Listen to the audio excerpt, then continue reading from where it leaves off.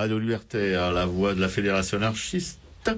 Sans Dieu, sans maître et sans pub. À Racaille, la 203, comme la Peugeot, du 30 avril 2013. Et contrairement à ce que annonçait la météo hier, il va faire un grand beau temps aujourd'hui. Eh ben non, c'est toujours l'hiver.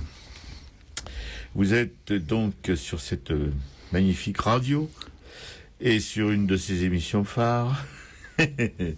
Avec Piquet-Coup à la régie et à la programmation musicale. Bonjour tout le monde. Il y a d'autres choses aussi. Mon Jean.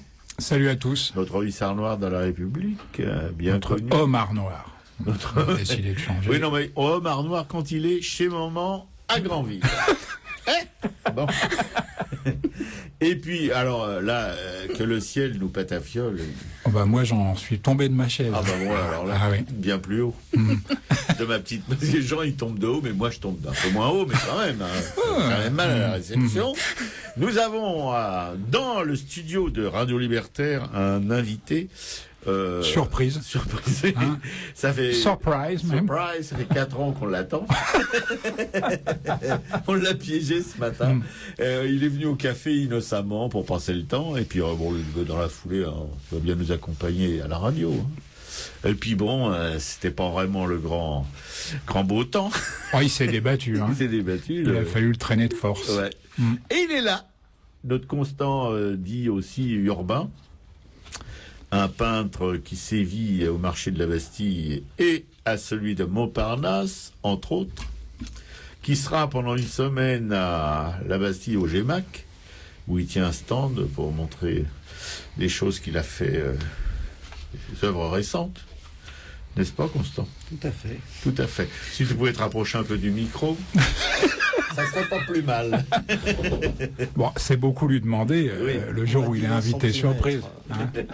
Voilà, Constant, bon, on va pas lui demander de nous faire sa biographie tout de suite, mais bon, on est bien content qu'il soit là. Ouais, quand je vois l'effet que ça me fait de le voir dans le studio, je me dis que le jour où on aura réussi à y traîner Karine, faut que je pense à prendre des selles, tu vois.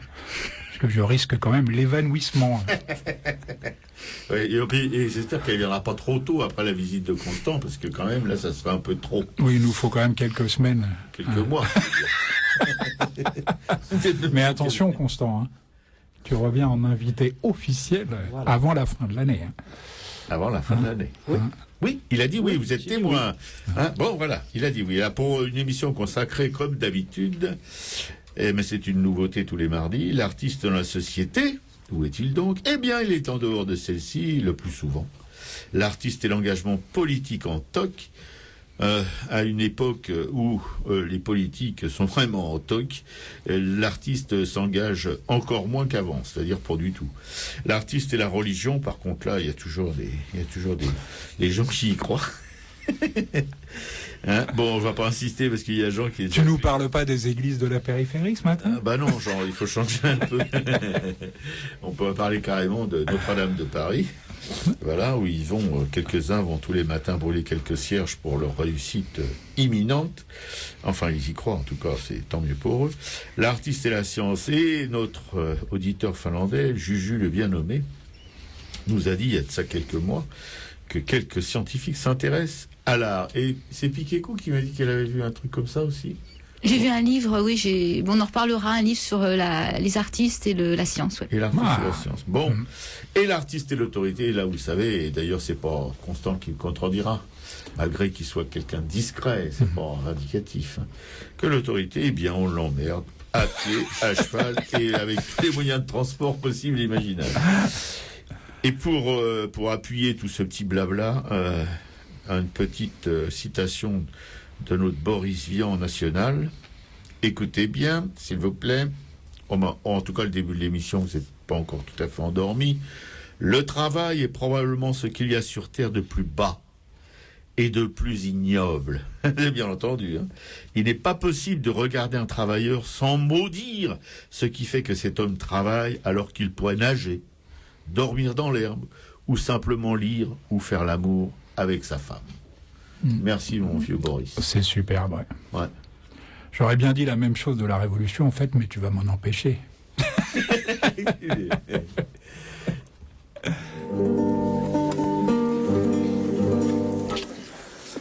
De Leon Felipe, comme toi, ainsi va ma vie, comme toi, petite pierre, comme toi. Je suis une petite pierre qui peut-être n'a même pas servi à faire un chemin, ni une route, ni une maison. Mais je suis une pierre qui peut-être un jour elle servira pour une fronde.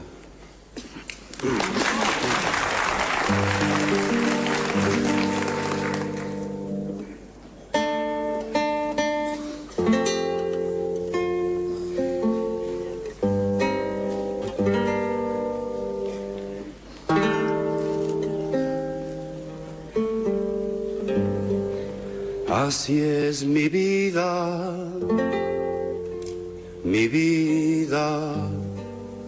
piedra como tú,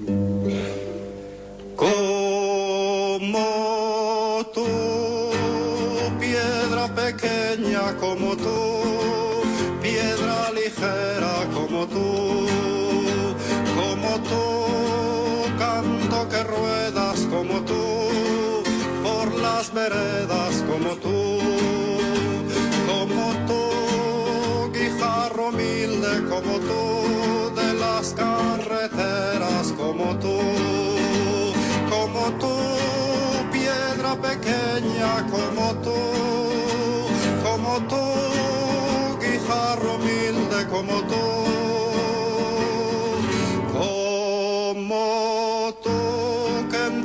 De tormenta como tú, te hundes en la tierra como tú, y luego centelleas como tú, bajo los cascos, bajo las ruedas como tú,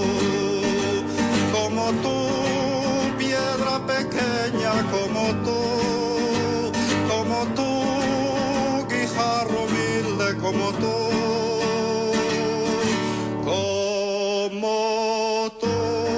Sirves para ser ni piedra como tú, ni piedra de una lonja como tú, ni piedra de un palacio, ni piedra de una iglesia, ni piedra de una audiencia como tú,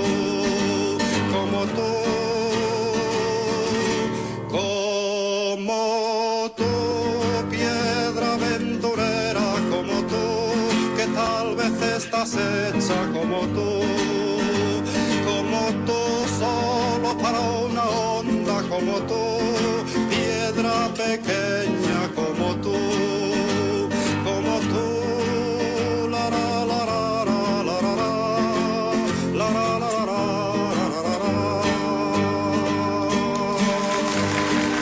C'était Jean-Pierre Ibanez, Komotu. Pour vous parler ce matin encore de notre chère librairie Publico, Komotu Publico, une fronde aussi, une petite pierre qui peut faire du mal si elle atteint son but qui est de convertir le plus de lecteurs possible ou de les fidéliser en tout cas de manière à ce que, vous savez, cette phrase de la anarchiste qui dit que c'est le savoir qui forge la conscience et que ceux qui n'en ont pas sont des irréguliers, voilà. Et le savoir, la librairie Publico, elle est là pour ça, pour transmettre ce savoir à ceux qui la fréquentent. Et comme beaucoup d'espaces libres, comme cette librairie, comme cette radio, comme notre journal, la librairie Publico, une petite structure commerciale est en danger, évidemment, à l'heure où sont les grands groupes, les multinationales qui nous ratatinent la gueule. Voilà. Alors donc, moi j'ai décidé maintenant le mardi, et ma mini-tube, vous me direz c'est un peu fastoche, oui c'est vrai, mais ma mini-tube sera consacrée à la librairie Publico parce que voilà, c'est dans ces mois qui suivent ou dans ces semaines peut-être que va se décider son sort, son avenir.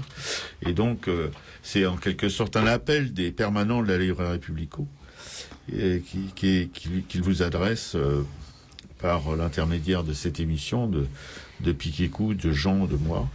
Un espace militant accessible 38 heures par semaine, 50 semaines par an, des milliers de livres et puis des revues, des DVD, des CD, des publications, des journaux aussi alternatifs, révolutionnaires ou moins révolutionnaires, mais en tout cas des journaux qu'on trouve pas dans les kiosques, des débats, des films, des expos, des rencontres avec des auteurs et des activistes venus du monde entier. Un lieu unique de diffusion de la pensée libre, contestataire et anarchiste.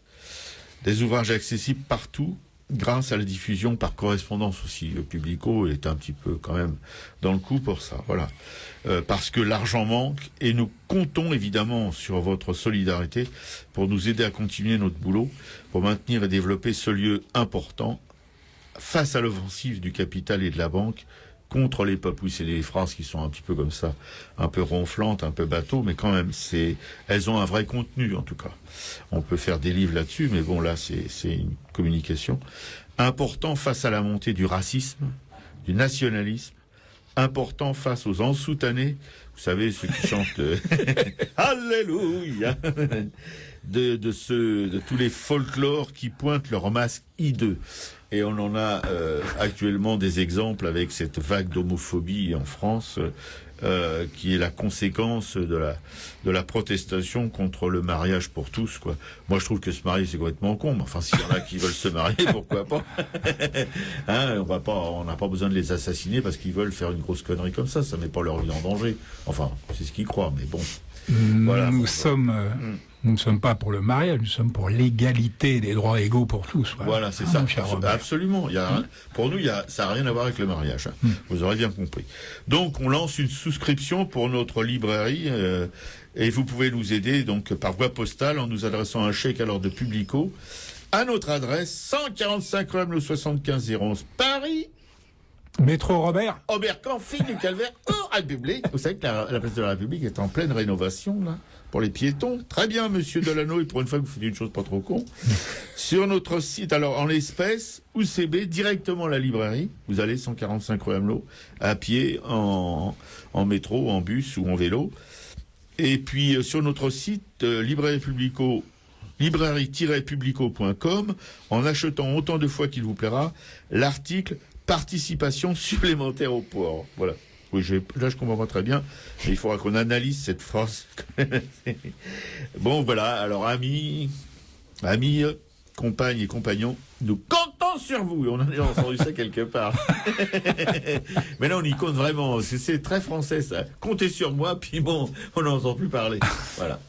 C'est tout ce que j'avais à dire pour ce matin, mon Jean. Bon, moi je voudrais parler un peu du salaire des filles, si tu veux bien. Oh bon, hein, il est communément admis que les femmes, disons, à compétence et travail égal, gagnent moins 20%, enfin 20% de moins que les hommes. Hein. Mais oui. Je trouve que ça reste un petit peu abstrait. Même si elles se vengent en ayant une espérance de vie qui est aussi 20% supérieure à celle des, à celle de ces crétins de machos qui veulent absolument rien lâcher. Bon. C'est quand même terrible. Alors, il y a un chiffre que je trouve qui est un petit peu plus que j'ai entendu récemment, qui je trouve un petit peu moins abstrait. Admettons un salarié, un homme, soit payé sur 365 jours. Pour arriver au même salaire, une femme doit travailler, à ton avis, 500 79 jours de plus, ce qui fait quand même un peu plus de 2 mois et demi supplémentaires. Là, je trouve qu'on est déjà, on réalise déjà un petit peu mieux ce que ça veut dire. Voilà. Alors, je vais prendre l'exemple d'une société française dont je ne donnerai pas le nom, puisque tu sais que sur cette antenne, on ne balance pas, quoique. Mais enfin, c'est quand même assez rare. Oui. Bon, je vais prendre l'exemple d'une société française qui contrevient donc. Il y a des lois maintenant qui contre la discrimination et tout, qui protègent pas seulement les femmes d'ailleurs, mais aussi les jeunes, les immigrés. Enfin bon. Oui, ça c'est de la théorie. C'est de la théorie absolument, et on va le voir justement avec cette société française qui contrevient, ou je sais plus comment on dit, à la loi. Hein. Oui, bien sûr. Et qui préfère en fait payer 100 000 € d'amende par mois, plutôt, ça fait quand même 12 000, qu'est-ce que je raconte, 1,2 million d'euros par an, hein, d'amende, plutôt que de se mettre en conformité avec la loi en question. Hein, voilà. Et en fait, le calcul est assez simple. Hein, puisqu'elle ne peut pas raisonnablement baisser le salaire des mecs, hein, ça créerait des tensions absolument gigantesques dans l'entreprise. Relever celui des femmes lui coûterait exactement le double de ces amendes qu'elle paye. Donc voilà, je voulais dire qu'avant qu'il y ait une parité à ce niveau-là, il y a quand même encore un peu de boulot. Ouais. Voilà. Bon, je pense que vous aurez compris, avec ces exemples tout à fait concrets, qu'il y a encore une injustice de plus à l'encontre des femmes. Voilà, et je laisse la parole À une femme. À une femme. Enfin, Voilà, moi, en tout cas, jusqu'ici... Et il semblerait. Il semblerait. Moi, je vais vous emmener en Islande. Alors, je vais revenir un peu sur la situation de l'Islande en 2008. Alors, pour mémoire, en 2008, la dette de l'Islande atteint 900% de son PIB. Les 3 principales banques font faillite. La couronne islandaise perd 85% de sa valeur. Et donc, à la fin de l'année, l'Islande se déclare en faillite. Et contrairement à ce à quoi on pouvait s'attendre, la crise offrait aux Islandais l'opportunité de récupérer leurs droits souverains par un processus de démocratie directe participative, laquelle a finalement abouti, grâce à une persévérance inflexible, à une nouvelle constitution. Donc le Premier ministre négociait un prêt, les pays nordiques investirent également, et pression fut faite que pour rembourser les prêts, chaque citoyen islandais devait payer 100 € par mois, pendant 15 ans, avec un taux d'intérêt de 5,5%, alors que c'était pour une dette contractée par le secteur privé. Et là, ce fut la goutte d'eau qui fit déborder le vase. Le chef de l'État, Olafur Ragnar Grímsson, se refuse à ratifier la loi qui rend les citoyens islandais responsables de la dette bancaire d'État, et il accepte les appels lancés pour un référendum. Les Islandais votent donc contre le remboursement de la dette. Et avec l'appui d'une population en colère, le gouvernement pousse à des enquêtes civiles et criminelles concernant les responsables de la crise financière. Il est décidé de rédiger une nouvelle constitution pour libérer le pays du pouvoir de la finance internationale et de l'argent virtuel. Pour écrire cette nouvelle constitution, le peuple islandais élit 25 citoyens parmi 522 adultes qui n'appartenaient à aucun parti politique, mais qui était recommandé au moins par 30 personnes. Et ce document donc n'est pas l'œuvre d'une poignée de politiciens, mais est rédigé sur Internet. Donc voilà, ce que je voulais retranscrire, c'était le discours du président islandais au forum de Davos. Donc ce sont des propos qui ont été peu relayés dans les médias, malgré le nombre important de journalistes présents au forum. France Info a été l'unique média à l'avoir évoqué à la marge, ce discours du président. Donc devant les patrons de multinationales, les dirigeants de grandes banques et responsables politiques qui s'étaient passé le mot pour galvaniser un auditoire de communicants acquis à leur cause, le président islandais a évoqué une île où nous avons laissé les banques faire faillite et nous sommes occupés des citoyens et ça a marché. Donc octobre 2008, donc je répète, la faillite des 3 grandes banques islandaises est proclamée, en cause donc une politique d'endettement à risque et le gonflement de leur bilan.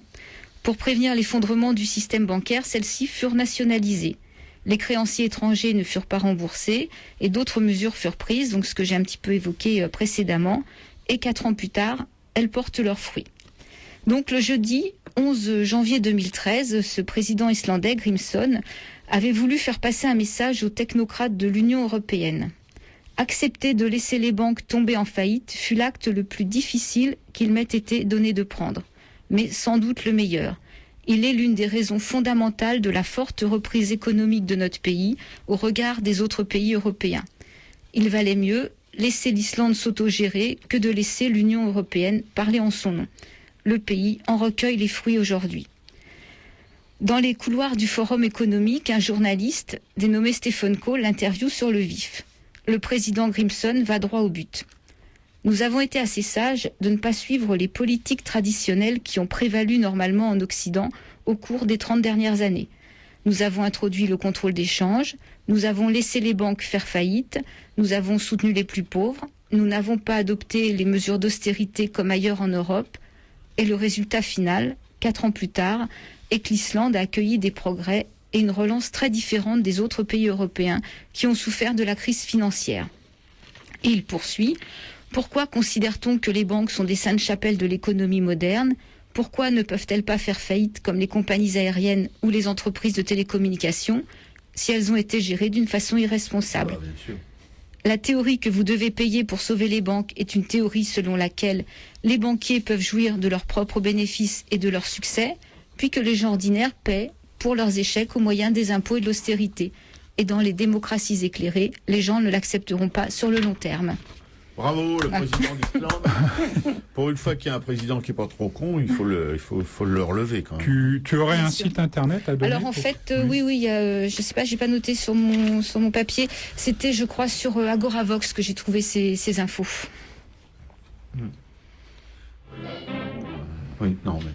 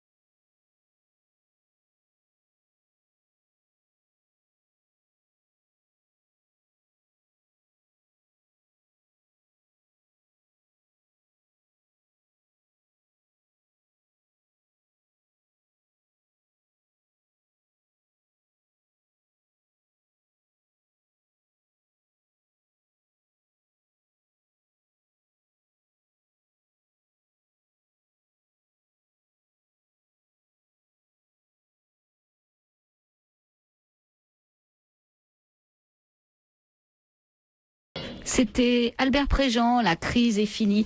Je rappelle le numéro du studio, le 01 43 71 89 40, si vous voulez nous joindre pendant les pauses musicales. Sur Radio Libertaire, la voix de la Fédération anarchiste, toujours sans Dieu, sans maître, sans pub, mais avec Piquet-Cou à la régie, à la programmation des écales, au téléphone, à tout, un peu tout ce qui se passe.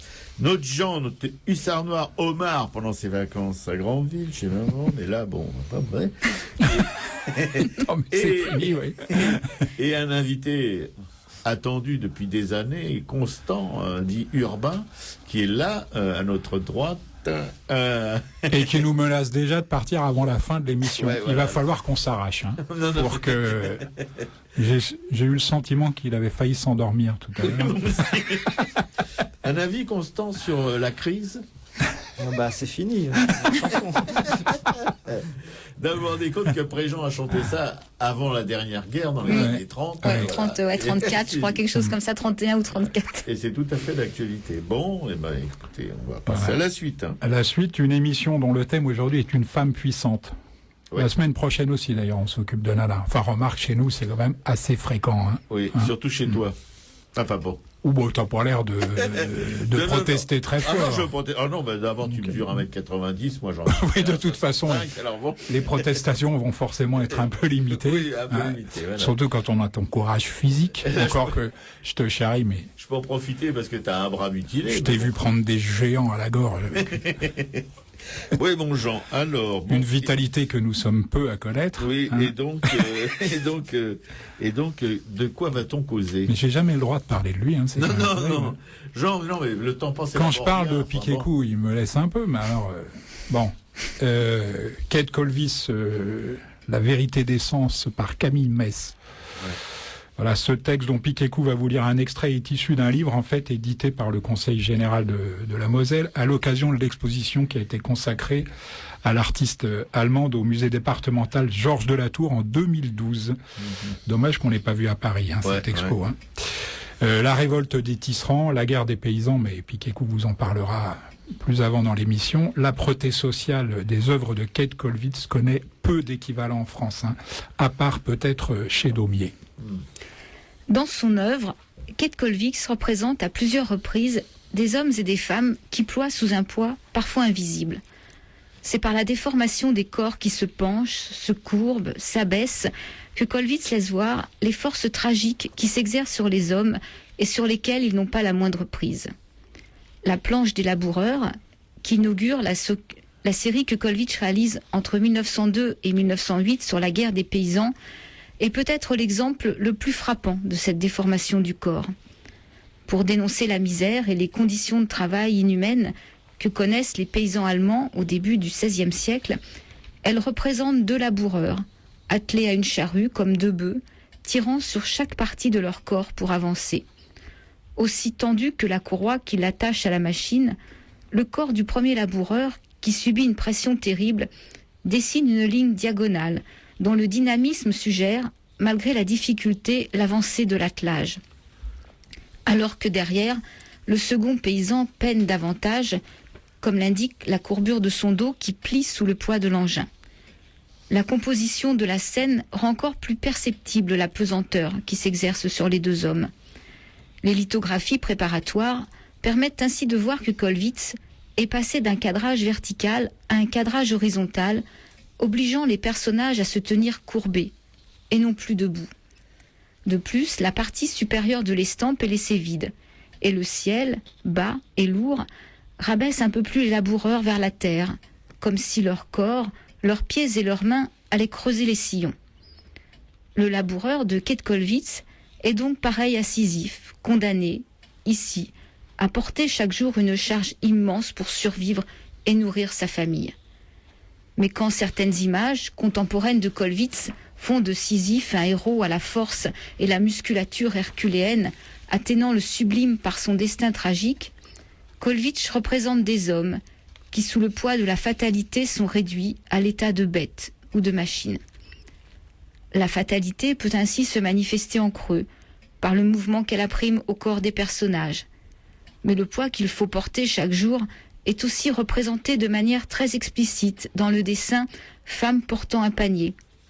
La femme transporte une charge dont la forme et la masse ne sont pas sans rappeler la lourde pierre de Sisyphe. Un second motif pour lequel Kate Kollwitz exprime le poids de la fatalité est la représentation du personnage qui s'assied. Cette attitude peut en effet être analysée comme une expression très forte du tragique. Dans son essai « La mort de la tragédie », George Steiner attire ainsi notre attention sur le geste fondamental de la Phèdre de Racine, qui, lors de son entrée sur scène, défait sa parure et s'assied. Le critique en propose l'interprétation suivante. C'est un geste de soumission d'une énorme importance. L'esprit fléchit sous la vulgaire tyrannie du corps. Phèdre porte en elle on ne sait quelle lourdeur, quelle fureur de sang qui lui tire l'âme. Et elle s'assoit. Merci Piquet-Cou. Voilà, alors c'est assez beau, ça. C'est un catalogue en fait de cette exposition, mais il est divisé en 3 volets, c'est fait d'une manière assez intéressante. Et puis de toute façon, il existe très peu de documents en français sur Kate Kollwitz, et celui-ci est le plus intéressant. Alors pas de discussion. Kate Kollwitz, La vérité des sens, est publié par les éditions d'art IAC. Vous pouvez commander le livre auprès de la librairie Publico, 145 rue Amelot, 75 011 Paris. Métro Robert Aubercan, fille du calvaire, au public. Téléphone de la librairie 01 48 05 34 08 et site internet librairie-publico.com. Ça, c'est après les W de rigueur. Oui, voilà. J'évoquerai d'ailleurs, comme on évoque Daumier aussi dans ce papier, évidemment, j'ai découvert cet artiste d'une manière un peu étonnante, mais tu peux préciser ou il vaut mieux pas? Non, il vaut mieux pas. Et j'en avais plein la bouche de Daumier que j'adore, mais je dois vous voir, je développerai ça, je ferai un petit billet de comparaison. Je sens qu'on n'est pas loin du morceau de bravoure. Vite, à tout à l'heure. À tout à l'heure.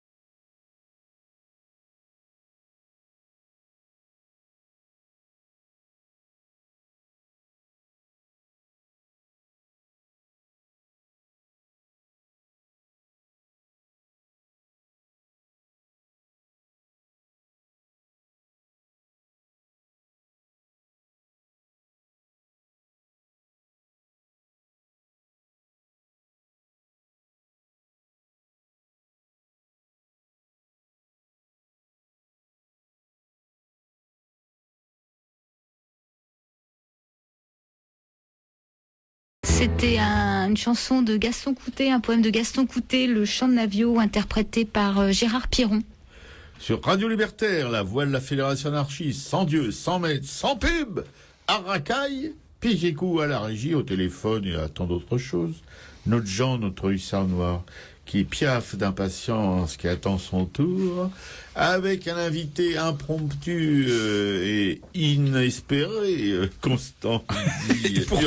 Et pour tout dire, inespéré. Pour tout dire, inespéré. Et puis ma pomme qui va vous causer tout de suite, là, qui va cracher dans le micro sur Daumier, mais Daumier et Kat Kollwitz, je sais pas comment on dit Kollwitz. Oh, de Kollwitz et puis. Kollwitz. Bon, ouais, allez hop. Voilà, parce que évidemment, comme je le suggérais, et le subodoriez-vous aussi, avant de, je crachais dans la soupe sur cette nana parce que j'avais pas vu grand chose d'elle. Et puis Jean m'a passé le bouquin sur ce catalogue, sur cette artiste. Et là, d'un seul coup, j'ai les écailles qui me sont tombées des yeux, comme on dit dans le peuple. Et mon truc sur Daumier s'est dégonflé un peu. Qui est quand même un phénomène qui se produit régulièrement. Non, mais je trouve qu'on peut le dire, tu vois. Oui, bonjour. Hein, malgré ton grand âge, je trouve qu'il y a encore ce potentiel. Ouais. Bon, hein, passons. On va pas vouloir faire sur Daumier, peintre, caricaturiste, sculpteur français, né à Marseille, poète mort à pas. Il est mort où? Tiens, à Valmondois, oui. Ouais, on vous en a parlé et reparlé et re-reparlé.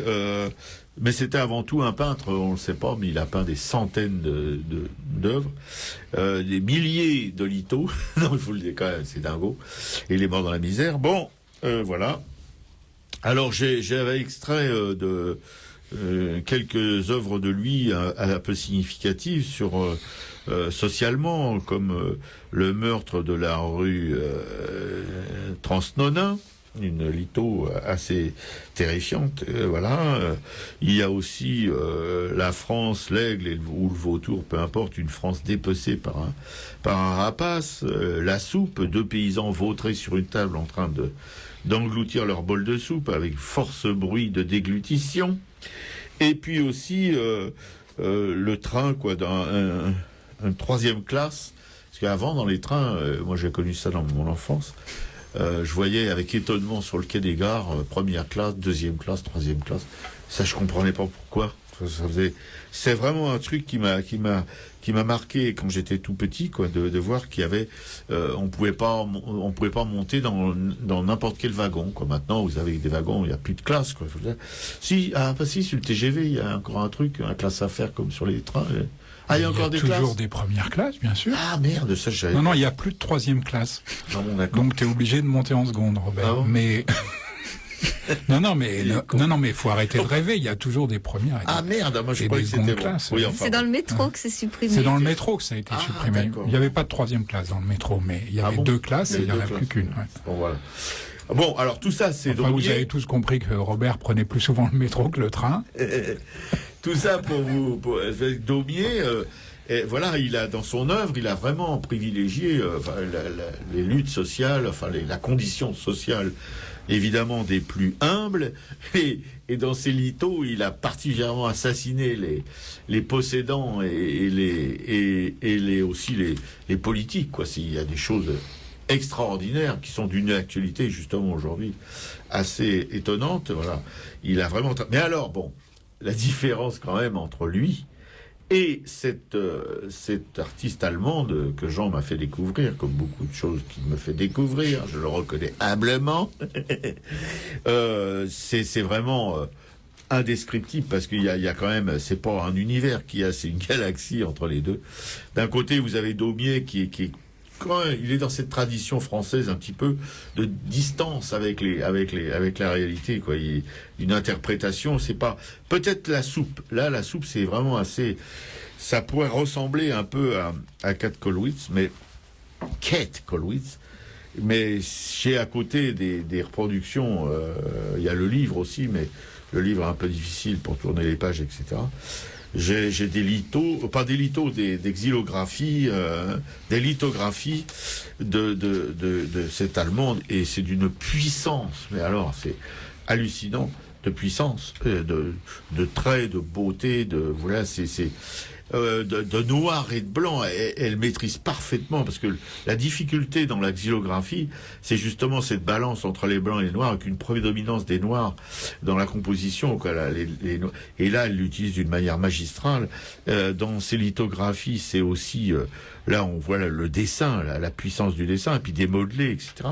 Voilà. Et alors, les sujets... les sujets, puisqu'elle a eu, d'après ce que m'a raconté Piquécou, qui a suivi l'affaire de très près, elle a eu un enfant qui est mort à la guerre de 14, et pour elle, au tout début de la guerre de 14, et pour elle, c'était un déchirement, semble-t-il, qui l'a vraiment profondément marqué dans sa production artistique. Et là, elle a fait des choses, des œuvres où la mort est toujours présente. Vous avez la mère, l'enfant et la mort, l'enfant, la mort et la mère. Enfin bon, ça tourne. Et la mort est pas vraiment, elle est plus suggérée que vraiment marquée par le dessin. Mais il y a quand même des hommes aussi. Hein. Oui, il y a quand même des parents en deuil. Oui, parents. Oui, enfin c'est terrifiant. Mais sa manière d'évoquer la mort, c'est comme dans mes cauchemars où la mort, je vois jamais son visage, mais je sais que le jour où elle se découvrira, ça, je la glisse automatique. Hein. Mais tu vois, c'est une ombre qui est là. On sent, elle est presque pas visible, mais on sent qu'elle est là, qu'elle rôde, quoi. Voilà. Et c'est interprété d'une manière extraordinaire. Même Goya peut aller se rhabiller hein, dans ses délires, dans ses délires picturaux à côté d'elle ou dans ses dessins. C'est vraiment parce que là, c'est l'alliance de la maîtrise, l'acuité du regard. Même c'est plus que de l'acuité, enfin c'est de la chirurgie quoi.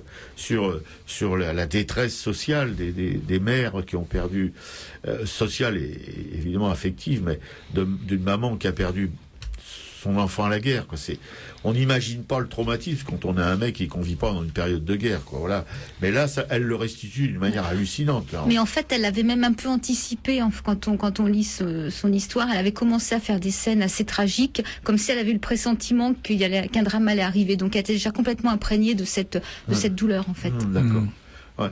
Et elle a des autoportraits d'ailleurs, et là on peut penser un peu à Rembrandt aussi. Elle a des autoportraits en même temps. De penser à Rembrandt, c'est quand même pas plus mal. C'est mieux de penser à Rembrandt que de penser à, je sais pas comment dire, je vais pas être méchant. Bon, comme on balance pas ici, je vais pas balancer. Et bien à certains peintres illustres, contemporains ou plus anciens, qui faisaient plutôt dans le goût de goût que dans la vérité. Et là, elle a des portraits qui sont aussi pas sur le catalogue de l'expo. Jean et Constant sont d'accord pour dire que Constant il dit moi rien qu'en voyant la couverture j'avais pas envie d'ouvrir le catalogue et Jean est d'accord avec lui ou c'est pas bon, c'est un petit peu un truc un peu passe-partout, ça heurte pas, mais elle a des portraits qui sont aussi où on voit le masque tragique quoi de la mère ou de la femme déchirée, et tous ces personnages comme l'évoquait Piquécou dans son billet, c'est que c'est cette histoire des paysans courbés, écrasés par le ciel. Voilà, et c'est un peu ça aussi la soupe avec ces deux paysans qui sont carrément étalés sur la table et ils ont la tête dans le bol de soupe. Là, voilà, elle fait peser par la composition toute la détresse, toute la misère, toute la solitude de ces portraits, voilà, ou de ces scènes. Il y a une scène magnifique aussi, mais c'est en allemand évidemment, et moi l'allemand, je déteste un peu tous ces gens. En bon lorrain. En bon lorrain. On n'a pas oublié la guerre de 14-18, ni celle de 70, voilà, et où on voit là des révoltés. Je pense que c'est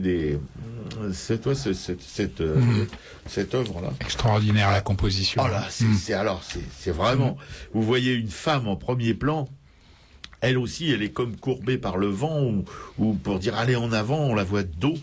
Ça pourrait être la mort aussi parce que dans cette espèce d'habit noir et puis on voit une armée de gueux, de paysans, d'affamés, de je sais pas, avec des tronches pas possibles, des sabots, etc. Puis dans le fond, on voit un drapeau, je sais pas s'il est rouge ou noir, mais sur ma production il est noir et qui vont à l'attaque à l'attaque des privilèges, etc. C'est d'une puissance extraordinaire. Évidemment, Daumier, à côté, il fait plutôt gentil. Et voilà, c'est ça. Et pour moi, c'est peut-être pas dans les caricatures politiques, là, il est un peu plus violent, mais ça n'a rien à voir avec cet artiste, et je suis heureux d'être sorti de mon boudoir pour arriver à te faire cracher ça. Voilà. Je vais quand même avoir du mal à pas le prendre pour une victoire, hein. Mais bon, allez, je vais essayer de rester modeste. T'as un mot Non, pas non. Non, bon. Donc on le verra pas tout de suite dans une émission qui lui sera consacrée. Mais on n'empêche qu'on est optimiste. Hein. Ah, mais complètement. Genre. Non, mais déjà qu'il soit là. Non, mais tu as tout dit là. C'est extraordinaire. Rajouter. Oui, on va lui laisser quelques mois un pour peu se fastoche en même temps, hein, mon Constant.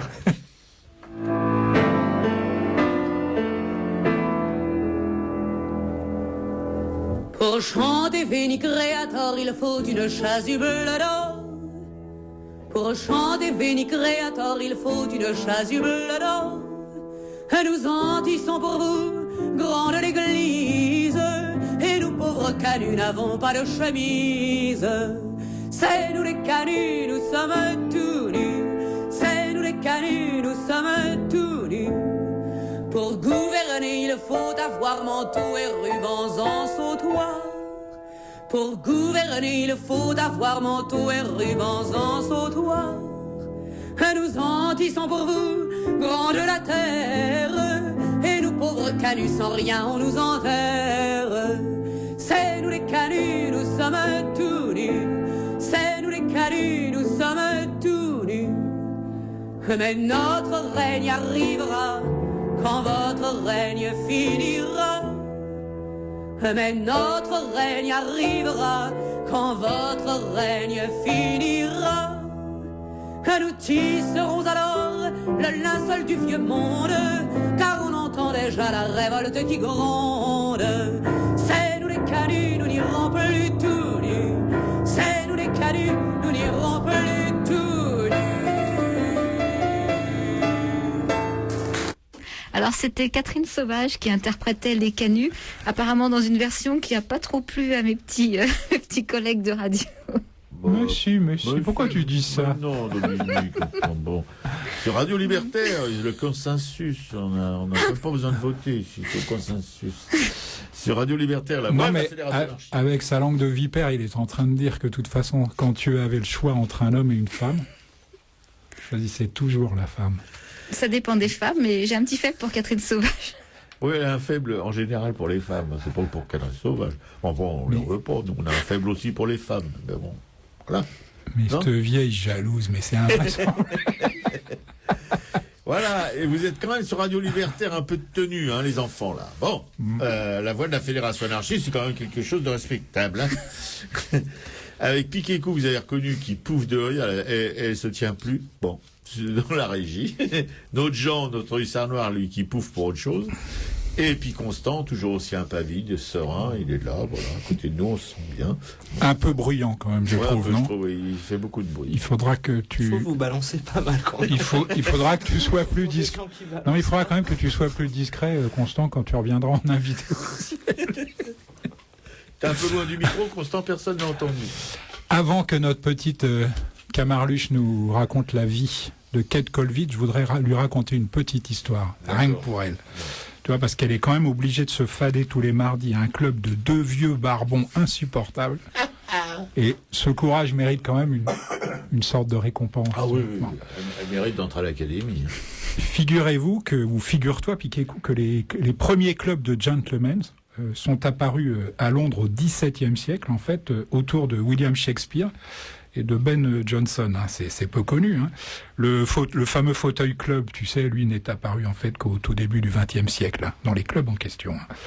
Voilà, les femmes commencent seulement à être admises dans ces clubs et pas dans tous, hein, je le précise. Et puis c'est vraiment tout récent. Hein, voilà. Durant le XVIIe siècle, hein, qui a vu apparaître donc ces clubs, s'est créé ainsi un club du silence. Il y en a tout un tas comme ça, et je crois qu'il existe toujours.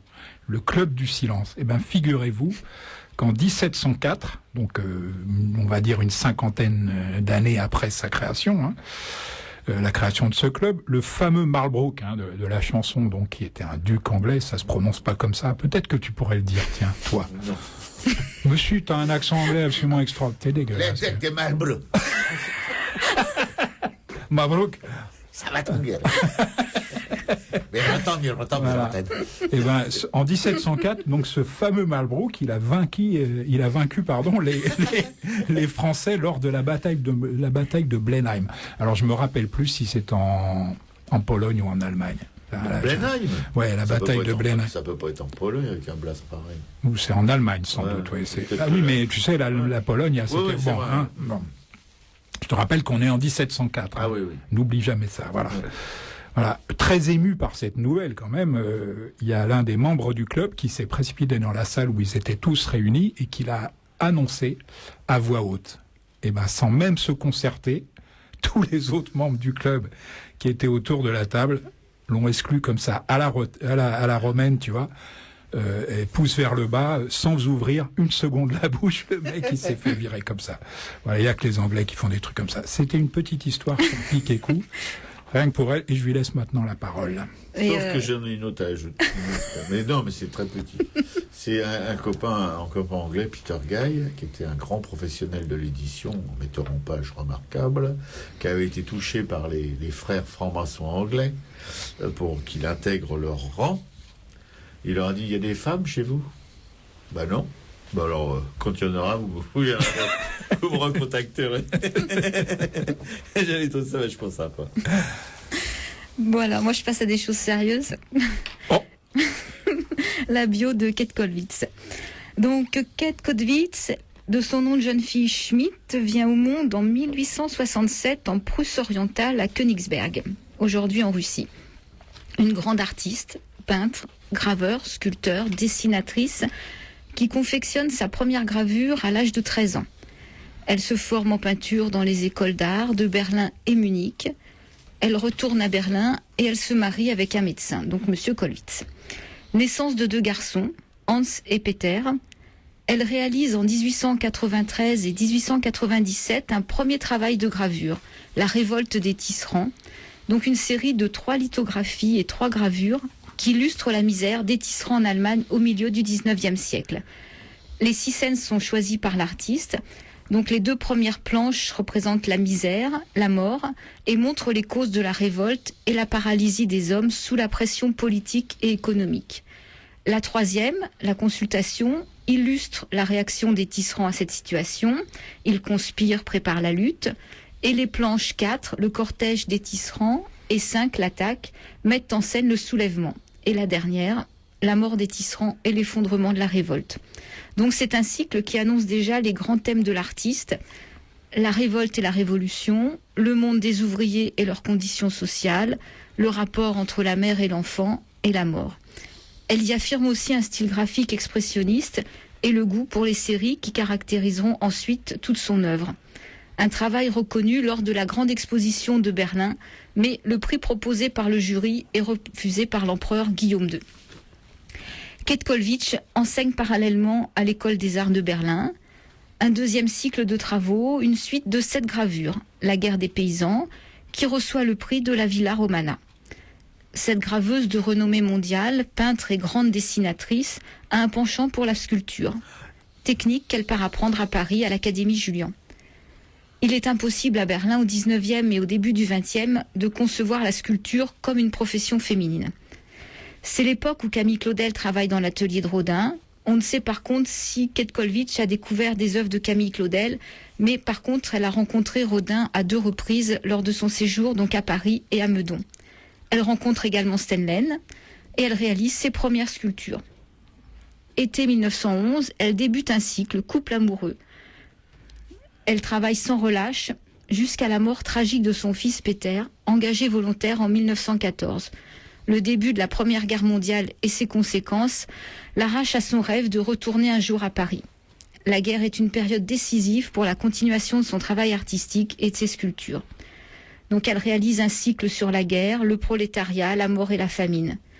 Au cimetière militaire allemand de Vlasdo, 2 statues la représentent avec son mari, en train de pleurer sur la tombe de leur fils, tombé non loin de là en 1914.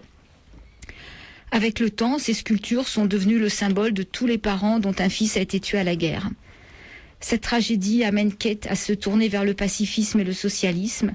Elle dédicace une sculpture sur bois au leader du communisme révolutionnaire allemand assassiné, Karl Liebknecht, membre du Parti social-démocrate. En 1919, année de la constitution du Reich allemand, la constitution de Weimar, elle devient la première femme membre de l'Académie des arts de Berlin.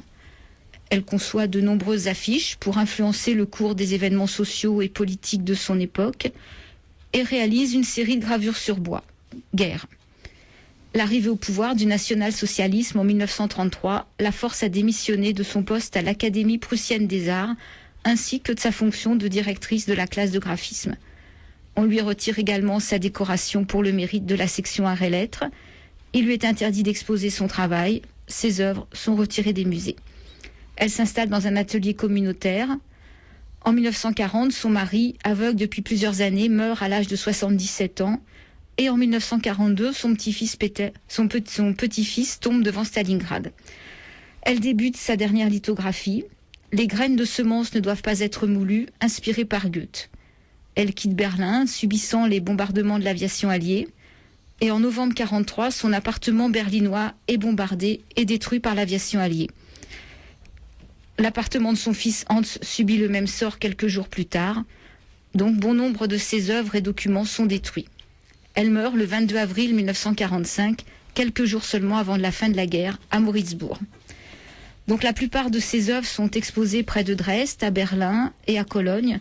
Et le musée de Cologne, construit en 1985, fut le premier à rendre hommage à l'artiste. Ouais, j'avais pas. Elle a aussi son petit-fils qui est mort devant Stalingrad. Oui. Oui, c'est pour. Non, moi j'ai oublié de parler aussi de ses sculptures, évidemment, mais bon, son œuvre la plus importante, c'est quand même l'œuvre graphique, l'art graphique. Mais elle est surtout connue, en tout cas en Allemagne. En France, elle est connue pour rien, hein, mais en Allemagne pour ses gravures. Oui. Les deux musées de Berlin et de Cologne, c'est deux musées qui lui sont consacrés, hein, il faut le préciser, c'est quand même pas rien. Hein. Non, bien sûr. Ce ne sont pas des musées dans lesquels elle a un certain nombre d'œuvres, ce sont deux musées qui lui sont consacrés. Et puis quand, faut pas non plus qu'on se la pète trop, parce que quand Piquet-Cou parlait de l'Académie Julian, l'atelier dans lequel elle est venue apprendre la sculpture, alors qu'à Berlin, on pouvait pas concevoir ça comme une profession féminine, si tu veux, je crois qu'à l'Académie Julian, c'était un atelier non officiel, bien sûr. Voilà, dans lesquels les femmes pouvaient apprendre la sculpture. Et on aurait pu, s'il n'y avait pas eu la guerre, apparemment, on aurait peut-être pu la revendiquer comme une artiste française.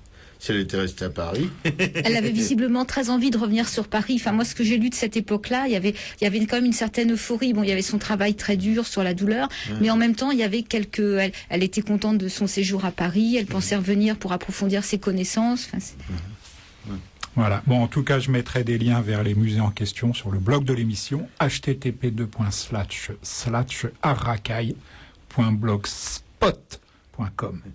J'adore.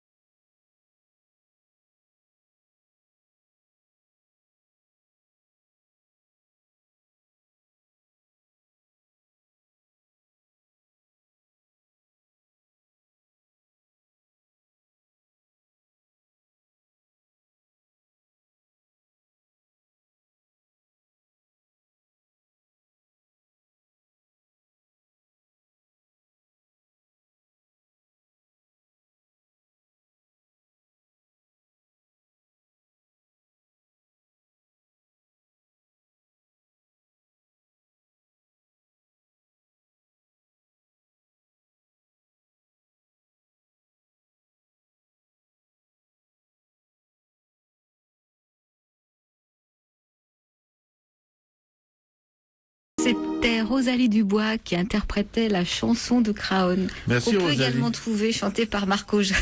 Ah ouais, c'est sympa de le rappeler. Bon, elle est bien quand même cette version-là. Là par contre, je suis pas d'accord avec toi. Oui, mais enfin, à Craon, il n'y avait pas beaucoup de nanas quand même, à part les infirmières. Non, mais tu vas pas leur reprocher de pas être allé à Craon.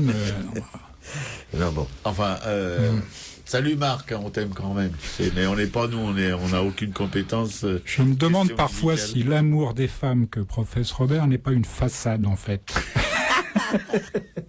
Constant, t'as pas un point de vue non plus. Constant. Ouais. Constant qui était comme Constant. nous samedi, aux 40 ans de notre Karine, Oui, oui. hein, puisqu'on parle des femmes. Ouais, On a bah, enfin pu voir, Et là, Constant, il est plus d'Isère, on peut dire. enfin pu rencontrer sa fille Mégane, les lapins, Ouais. le chien. Ah, Tiens, mais enfin, bon. qu'est-ce qu'elles sont jolies toutes les deux quand même. Oui, enfin, genre. Une maison de femmes, tu sais ce que Non, mais c'est? genre, c'est une Non. émission révolutionnaire, bon. Tu feras la révolution. Sans moi, je ferais comme Boris Vian, je serais en train de faire l'amour à ma femme, si tu ne vois bon, pas d'accord. d'inconvénient. Tu sais ce que c'est une maison de filles? Ah bon, non, une maison Non, close, tu veux une dire maison avec des filles. Ah oui, une Il n'y a maison que close. des filles. Non, Un bourbeau. Non. Un bourdeau. Non. non. L'appartement témoin du paradis, Robert. Ah, Non, mais tu sais que c'est un bonheur que j'ai eu la chance de connaître plusieurs fois dans ma vie. Mais enfin, je te oui, bon, raconte. genre, non, Je mais te raconterai ça un c'est autre une- jour, sinon tu vas me faire, c'est une émission sérieuse. tu vas me faire quelque chose de Non, nerveux qui est Non. incompatible avec le. Même Constant, il a l'air gêné. Moi, j'en reste sans voix. Il reste sans voix. Moi, ça change pas beaucoup, mais bon. Bon, comme on a pu le voir avec mes deux camarades précédemment, la vie de Kate Kollwitz a été marquée par la tragédie, hein, et puis son art en a été fortement affecté. D'autant qu'ici, la tragédie a été répétitive, hein, comme Piquet-Coux l'a d'ailleurs bien précisé, et précédée d'une étrange et douloureuse prémonition. C'est exactement ça, qu'elle avait des prémonitions. Hein. Alors, il faut dire qu'elle est le fruit complexe d'une éducation luthérienne pratiquante. Hein. Quelle horreur. Son père, je sais plus si tu l'as dit, était carrément prédicateur. Ah non, je ne l'ai Hein, pas précisé, effectivement. et des évolutions laïques et humanistes héritées de la Révolution française. Hein. Elle maîtrise à la perfection autant les codes du spirituel que ceux du sacré, Robert, mais les utilise dans un engagement social qui dénonce les martyrs sacrifiés sur l'autel de la nouvelle Allemagne.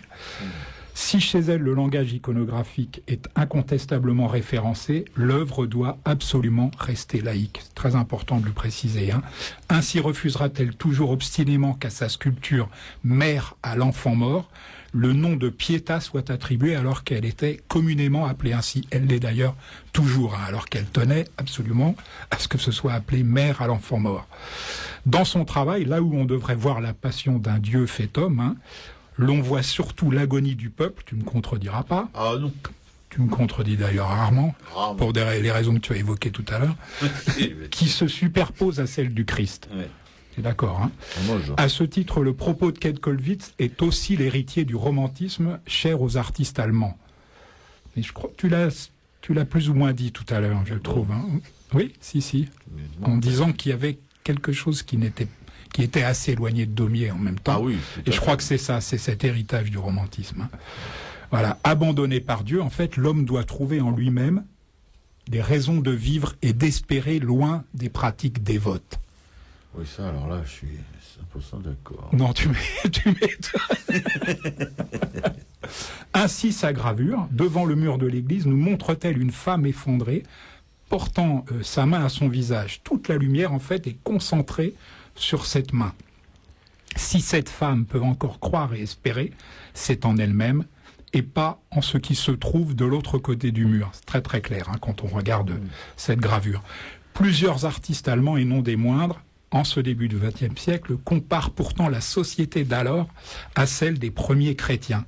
Mais ils la rêvent plus spirituelle encore, parce qu'affranchis du dogme de l'incarnation.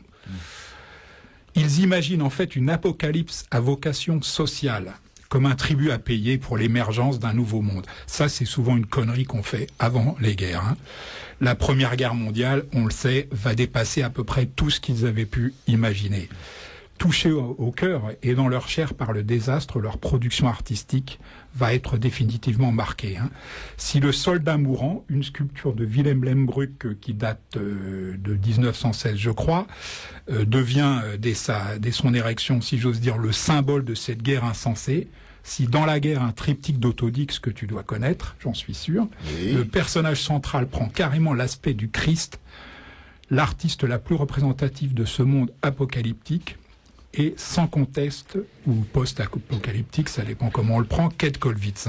D'abord parce qu'elle est la plus profondément touchée, mais ça, vous l'avez dit tous les deux. Ensuite, parce qu'elle est la plus douée, et ça, c'est mon humble avis. Non, bah écoute, c'est partagé. Oui, mais je sens que tu commences à... Puisqu'elle est femme et mère, la guerre ne peut en aucun cas être porteuse d'espérance. Bien sûr. Tout au contraire, n'apporte-t-elle que ruine, désolation et sacrifice dérisoire de la jeunesse. Si Kate Kollwitz affecte parfois de déclarer, pour soulager d'autres mères allemandes ou même européennes, que l'on peut faire le deuil d'un enfant, elle n'en croit rien au plus profond d'elle-même. Ainsi confrontée à la mort tragique de son plus jeune fils, elle va œuvrer pendant 18 ans à la création d'un monument dédié à son sacrifice. Elle décrira elle-même dans ses journaux le processus extrêmement lourd émotionnellement et physiquement de ce travail très particulier. Pendant toute la phase d'élaboration, les esquisses en 3 dimensions sur le thème des monuments aux morts vont se succéder, tels que femmes d'ouvriers plaintives, soldats couchés ou encore reliefs funéraires. Par la suite, les commandes affluents, l'art tombal va occuper une bonne partie de son énergie. Si on ne peut plus admirer certaines pierres qu'elle avait créées pour le cimetière juif de Cologne, il en reste pratiquement rien de ce cimetière, d'autres sont encore visibles à Potsdam, tout près de Berlin. Aujourd'hui, si Kate Kollwitz est essentiellement, y compris en Allemagne, connue pour ses gravures, parent en deuil, le monument élevé à son fils défunt garde toute la puissance de celle qui fut un intense sculpteur, mais tu l'as dit, avant moi. Voilà. Oui, et qui mieux qu'une mère peut transformer sa douleur de cette manière. Il n'y a pas de sculpteur d'équivalence chez les grands sculpteurs. Je crois que c'est vrai. Ouais, non, vraiment.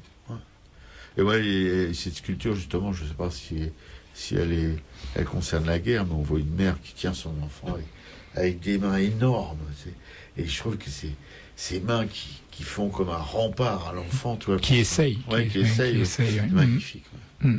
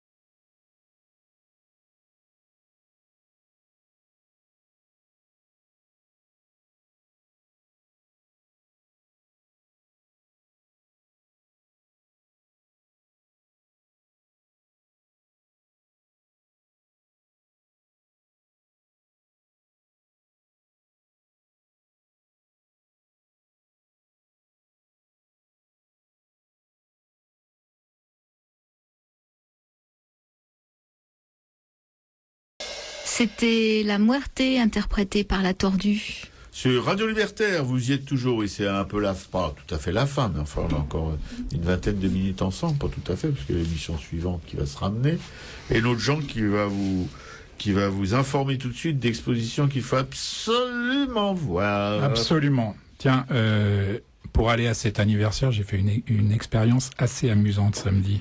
Comme j'avais avec moi la montre chronomètre que m'a offerte, tu sais, Sarkozy, à l'époque où il voulait se mettre bien avec des artistes importants. Ouais. Ça. Je vanne. Ah non. Je vais quand même le préciser, parce que bon. Robert me fait son œil inquiet.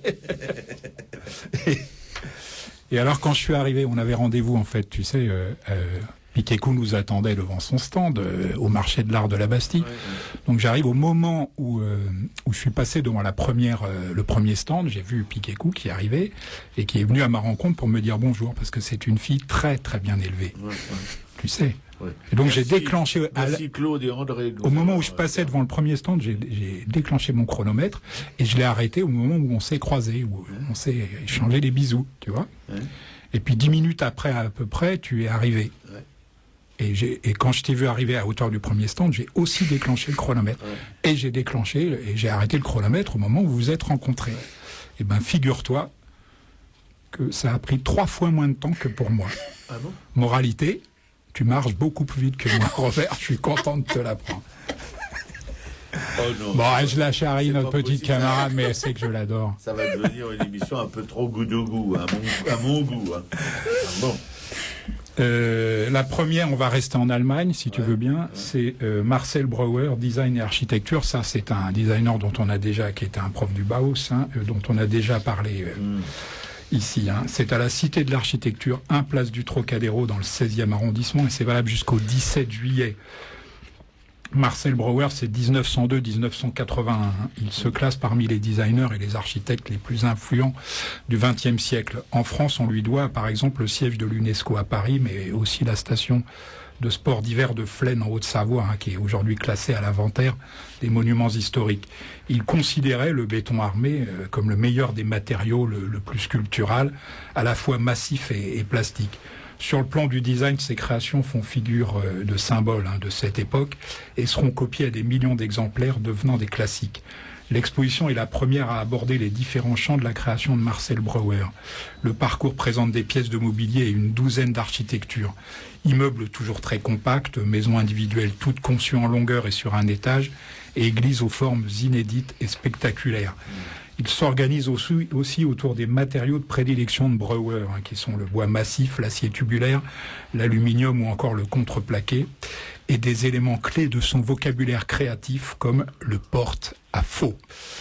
Voilà, et puis la deuxième, c'est de l'Allemagne, ça c'est 1800-1939, au musée du Louvre, dans le hall Napoléon, c'est sous la pyramide, et ça c'est valable jusqu'au 24 juin.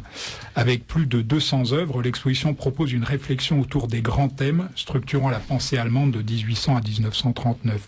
Elle replace la production artistique et les artistes de Friedrich Hackle, de Runge à Dix, dans le contexte intellectuel de leur création et les confronte aux écrits des grands penseurs, au premier rang desquels figure bien évidemment Goethe, qui d'ailleurs a inspiré beaucoup aussi Kate Kollwitz.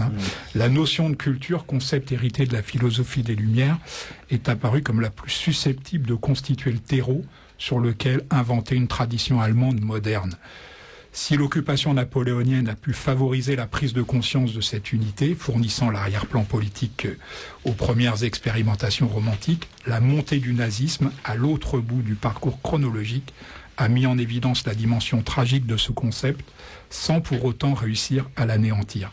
L'exposition analyse en fait la façon dont les beaux-arts, du romantisme à la nouvelle objectivité, ont pu participer à ce mouvement d'une grande liberté de composition et d'invention, toujours avide de réinventer une tradition allemande, mon Robert. Eh ben voilà, si après ça vous bougez pas le popotin pour y aller, c'est que bon, on va fermer l'émission, mettre la clé sous la porte. On se passe de musique ou on continue ? Je crois que tu voulais nous faire, toi, des Oui, tu n'avais pas des expos. Ah bah oui, j'ai des expos, effectivement. Oui, là, excusez-moi, merci camarades de m'avoir rappelé à mon devoir d'animateur de cette émission. Voilà, tout à Albi. une exposition sous l'égide des Moulins Albigeois du 3 au 26 mai de cette année 2013. Voilà, il y a le vernissage. Bon, mais pour les Parisiens, vous n'irez pas, mais pour les provinciaux qui zonent dans le coin, c'est le vendredi 3 mai à partir de 18h. Et c'est vous devez connaître si vous êtes albigeois où ça se passe, tout ça. C'est une réflexion sur la créativité, l'audace, etc. Sont à l'honneur de cette 5e édition du Vivart à travers cette invitation à percer le mystère de la nature intime de l'être humain, à reconsidérer tous nos repères par-delà le vérisme, à réinventer une mythologie universelle. Bon, je ne vais pas vous faire tout le papier. Et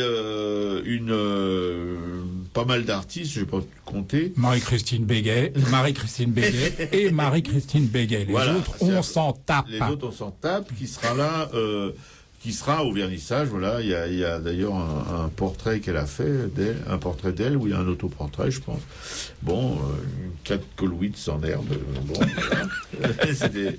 Je rappelle, les Moulins Albigeois, donc c'est à Albi, évidemment, c'est pas à Carcassonne, ni à Mulhouse.